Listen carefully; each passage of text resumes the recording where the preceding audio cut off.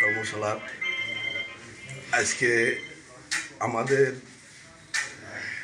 আপনারা জানেন কিছুদিন আগে আমাদের জনাব তারেক রহমান 68টা জেলার সুপার 5 তাদের ডাকছিল। আমাদের এই প্রশিক্ষণ 31 দফা উপরে একটা কর্মশালা ছিল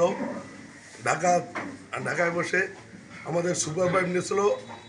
এই কর্মশালা আমাদের যে প্রশিক্ষণটা দিয়েছে সে সময় বলা ছিল যে জেলায় জেলায় থানায় থানায় সেই কর্মশালাটা যেন সুন্দরভাবে আমরা তৃণমূল পর্যায়ে আমরা উপস্থাপন করতে পারি।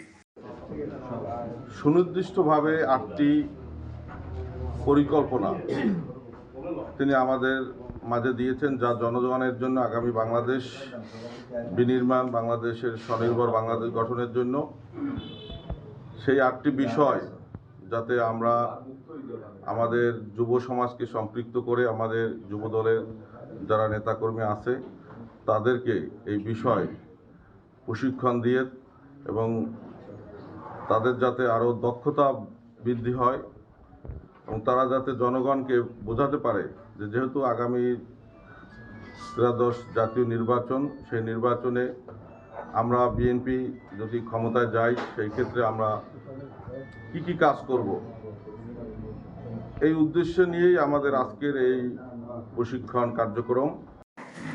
দেশ গড়ার পরিকল্পনার শীর্ষ প্রশিক্ষণ কর্মশালা এখনই শুরু হতে যাচ্ছে।